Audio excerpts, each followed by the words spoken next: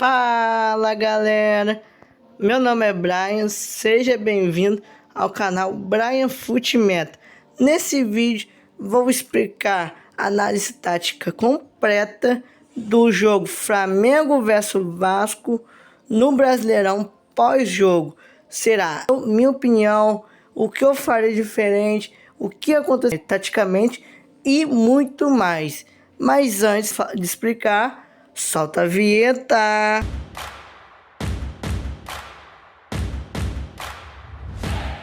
Antes de começar, como foi taticamente, vou falar o desfalque das duas equipes, tanto o Flamengo quanto o Vasco. Vou começar com o Vasco. O Vasco teve 3 desfalques. Cuiabano, lateral esquerdo, ele sentiu um desconforto no último jogo contra o Olímpia, se eu não me engano, e foi preservado para esse jogo contra o Flamengo. Provavelmente será titular ou no próximo jogo da Sul-Americana ou na próxima partida do Brasileirão. Agora o Jair teve uma lesão de LCA, ligamento cruzado anterior, e ele voltou a treinar, foi sábado, treinar com bola, com grupo, e provavelmente vai voltar nas próximas semanas a jogar. Aí vai ter o controle de carga, para colocar alguns minutos, aquele jeito futebol certo de se fazer quando o jogador se lesiona. Agora o Matheus Cocão é a mesma lesão, mas só que é pior. Por quê? Porque ele se lesionou. Foi nesse ano a mesma lesão, se não me engano. LCA, ligamento cruzado anterior, vai ficar meses fora. Não sabe quando será o prazo de retorno dele, do Matheus Cocão. Mas o Vasco nem tava fazendo planos do Vasco. E a ideia do Vasco é vender ele. Mas como que se machucou, o Vasco preferiu ficar com ele, tratar ele como uma lesão. E se ele voltar, e o Renato quiser manter, vai ficar no grupo. Mas provavelmente não será titular. Ou ele vai ser banco ou não vai fazer mais parte do plano do Vasco. Agora vamos com o Flamengo. O Flamengo teve 4 desfalques. Eric Pulgar, volante, ele sofreu uma lesão que está há muito tempo e provavelmente não vai demorar para voltar. Na próxima semana, nos próximos dias ele deve voltar. Carrascal foi suspenso, então vai voltar no próximo jogo. Paquetá, esse aí se machucou, já está há muito tempo machucado, mas a ideia era ele voltar no jogo contra o Vasco, mas não deu tempo, deve ficar à disposição nos próximos jogos. Agora vem o grave, o Arrascaeta. O Arrascaeta sofreu uma lesão na clavícula do braço direito e vai ficar 40 e poucos dias fora. Provavelmente deve perder a Copa. Provavelmente. Não se sabe se vai perder a Copa, mas existe uma chance ainda de ele ir para a Copa. Existe. A lesão dele foi igual do Montoro, jogador do Botafogo, que voltou 46 dias. Mas o Montoro tem 18 anos e a Arrascaeta tem 30. Cada ser humano se comporta de um jeito, de uma lesão. Cada ser humano reage de um jeito. Talvez ele volte antes, a Arrascaeta, talvez volte depois. Mas se for ficar à disposição do Uruguai, deve voltar depois da fase de grupo. Provavelmente. Ou vai jogar depois da fase de grupo, ou vai perder a Copa inteira. Qual foi o time que mais sentiu desfalque? Na minha opinião, foi o Flamengo. Por quê? Porque o Flamengo perdeu 4 meio-campistas. O Flamengo já tem muito meio-campista, mas perder 4 já é demais. Perder.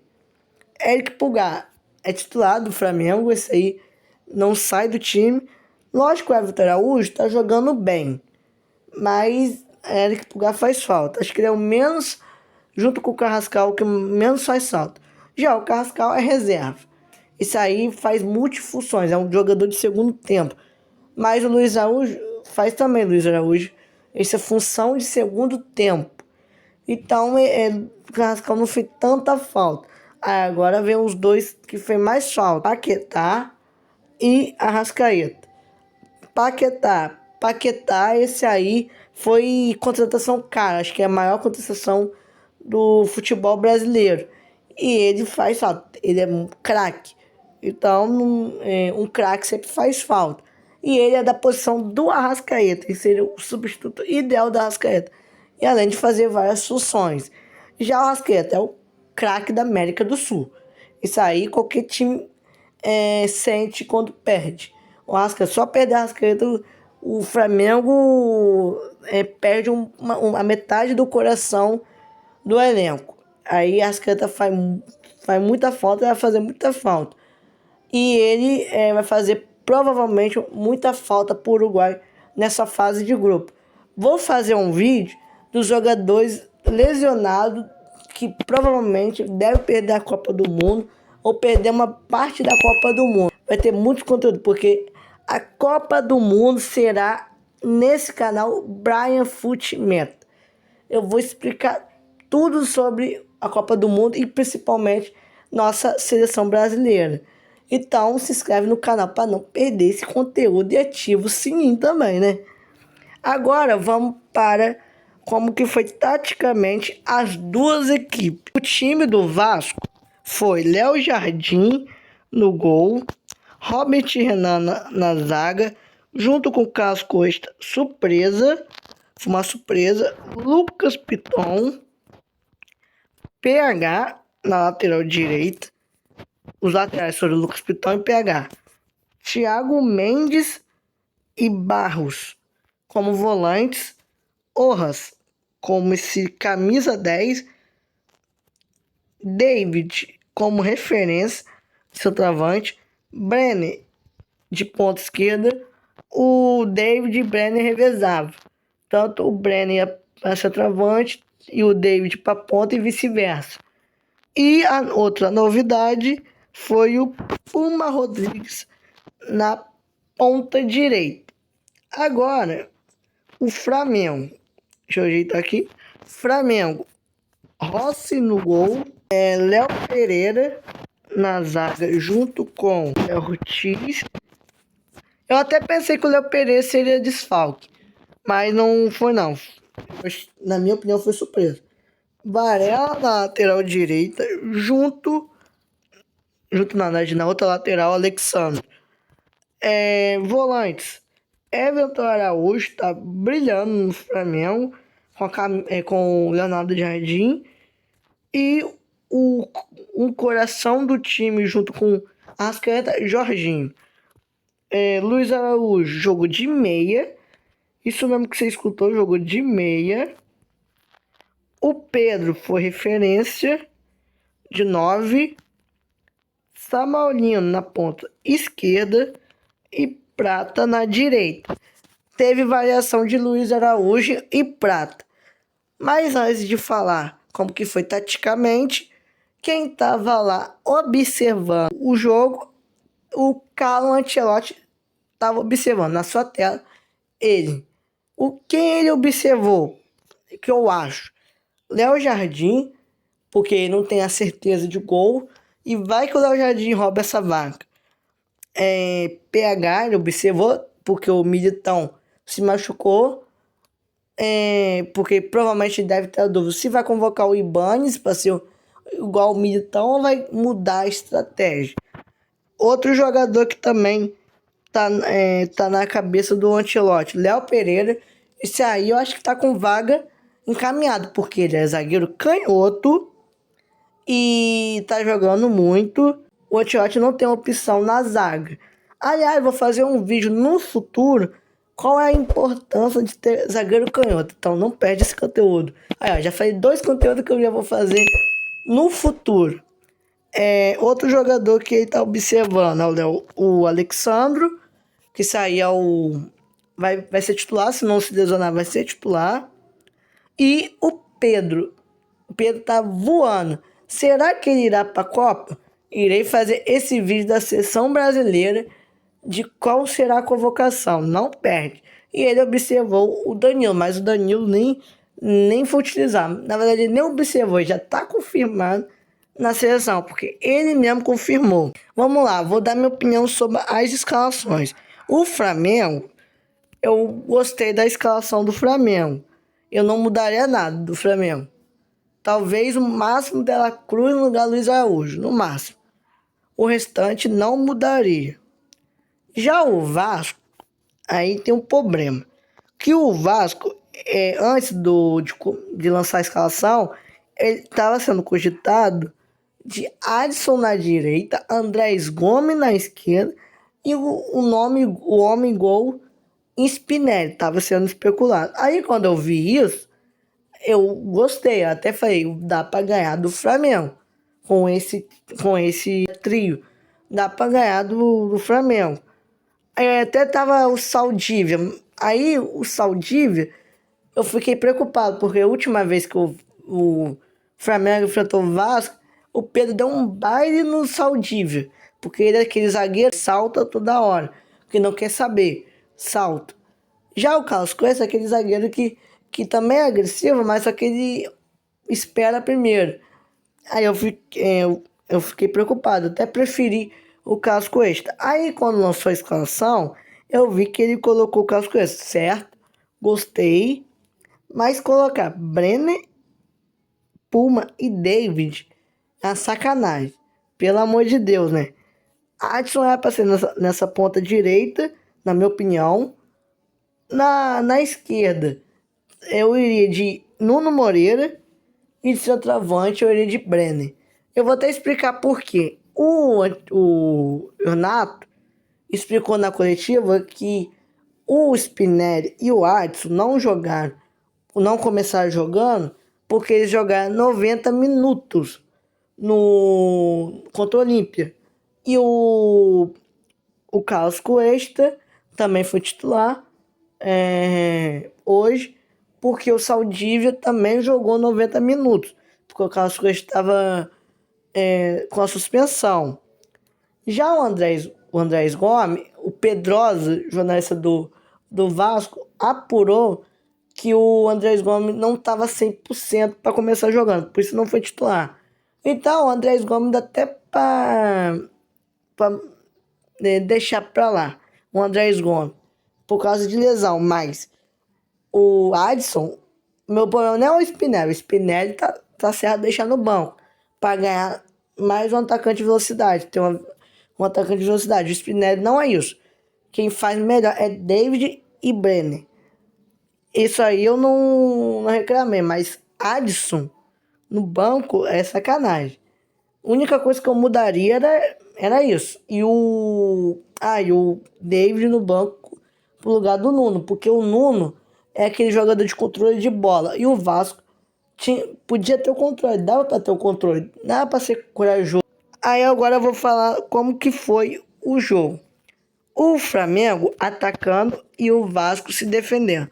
O Flamengo atacou assim, ó, com o Prata Samorino por dentro, com o Luiz Araújo aqui de meia, como segundo atacante praticamente.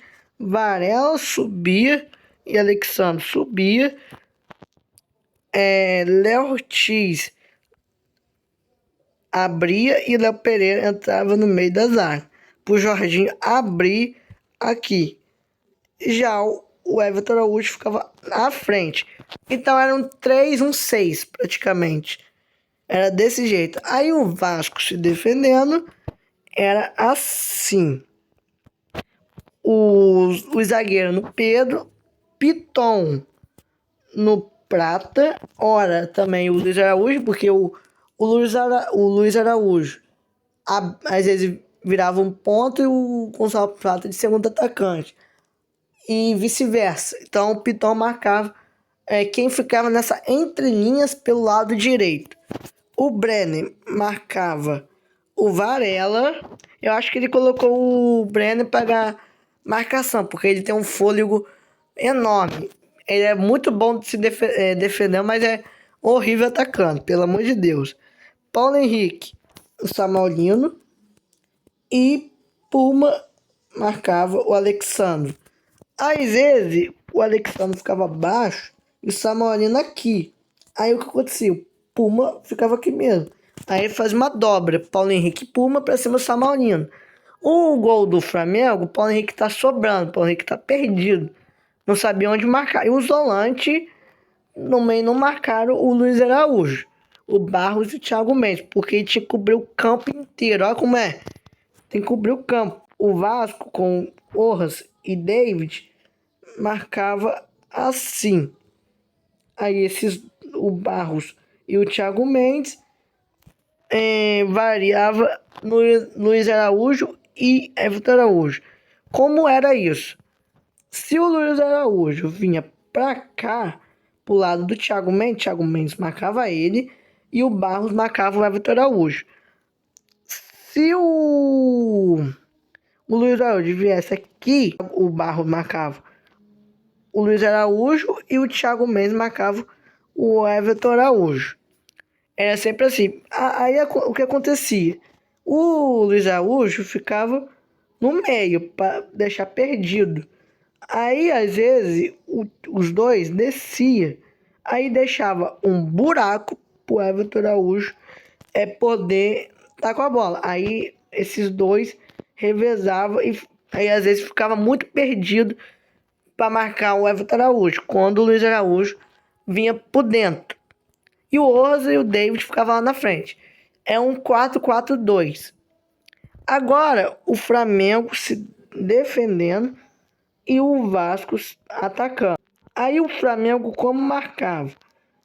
Marcava com Varela no Brenner, Luiz Araújo no Piton, Alexandro no Puma, Samorino no Paulo Henrique. Paulo Henrique nem subia muito, ficava aqui na verdade. Ele subia quando a bola ia no lado dele, mas ele ficava mais aqui. O Pedro marcava o Carlos Cuesta, Prata no Robert Renan. O Samuel não ficava no Paulo Henrique, ficava aqui. Luiz Araújo no Piton, Varela no Breno, David com os dois zagueiros, o Alexandre no Puma. Aí o Samorino variava, ora ia no Paulo Henrique, ora ia no Cuesta. Ele só voltava para marcar o Paulo Henrique quando o Paulo Henrique tinha a bola. Aí o Pedro ficava no Barros ou no Carlos Cuesta, Jorginho no Thiago Mendes, Prata no Robert Renan e Everton Araújo no Orras. Essa era a marcação do Flamengo. Agora eu vou falar como que foi o jogo sem a tática. O Vasco e o Flamengo no primeiro tempo foi um primeiro tempo muito equilibrado. Foi muito equilibrado esse jogo. Merecia 1-1, porque o Vasco finalizou muitas chances. Se eu não me engano, finalizou mais que o Flamengo, mas não aproveitou. O Flamengo foi mais eficiente nas suas chances. Aí o Vasco foi pro segundo tempo com 1-0 perdendo. Aí o Renato voltou no intervalo e o Leonardo Jardim, sem mudança, manteve a teimosia, o Renato. Aí lá pros 20 minutos, ele fez 3 substituições, que foi essas aqui, ó. O Vasco já tava perdendo pro Flamengo de 2-0, porque o Paulo Henrique fez o pênalti. Qual foi a mudança do Renato? O Renato colocou Andrés Gomes lá na esquerda, Ades de ponta e Spinelli de 9 dentro de área. Aí ele fez essas 3 substituições de uma vez. Foi lá nos 20 minutos, se eu não me engano. Aí o Flamengo manteve a marcação e o Vasco manteve o ataque e a marcação também. Mas quando esses 3 começaram a jogar, o Flamengo ficou todo recuado. Porque nos últimos jogos, que o Flamengo tá fazendo com o no comando Leonardo Jardim? Tá jogando recuado, quando tá vencendo e jogando no contra-ataque, dando a bola. E o Vasco não perdeu sua chance. Primeiro foi o Nuno, aí o Nuno também entrou no lugar do Orras. Aí o Nuno fez um cruzamento pro Robert Renan e cabeceou. Aliás, o Vasco ultimamente tava cobrando curto. Aí perguntaram pro Renato, ele falou que ele não cobrou curto porque ele viu que a fragilidade do Flamengo era naquele espaço onde o Robert Renan estava. Esse era o objetivo dele, explorar aquele espaço. Aí o Renato tinha feito 4 substituições, faltava mais uma. Aí no final colocou o Hugo Moura no lugar do Barros. Aí eu vou te falar, na minha opinião, eu não gostei da substituição na hora. Não gostei, mas o Renato é o treinador e ele é pago para ser treinador. E ele, com a sua leitura, pediu pro Hugo Moura ir pro ataque e o Thiago Mendes ficar, porque o Thiago Mendes estava cansado. O Carlos Cuesta, ele até pediu pro Carlos Cuesta cruzar, cruzou, o Hugo Moura cabeceou e o Vasco, no último segundo, fez o gol do empate heróico. E talvez, se tivesse mais tempo, o Vasco buscaria essa vitória. Galera, eu vou finalizar o vídeo. Dá like, comenta se você gostou do vídeo e compartilha esse vídeo pro seu amigo rubro-negro e o seu amigo vascaíno. E compartilha também o vídeo do como joga o Flamengo de Leonardo Jardim e como joga o Vasco de Renato Gaúcho. Tem completo explicando como joga. Veja esse vídeo e não perde os próximos vídeos. E se inscreva-se no canal e ative o sininho para não perder os próximos conteúdos. Então eu vou nessa, 2026 é nosso.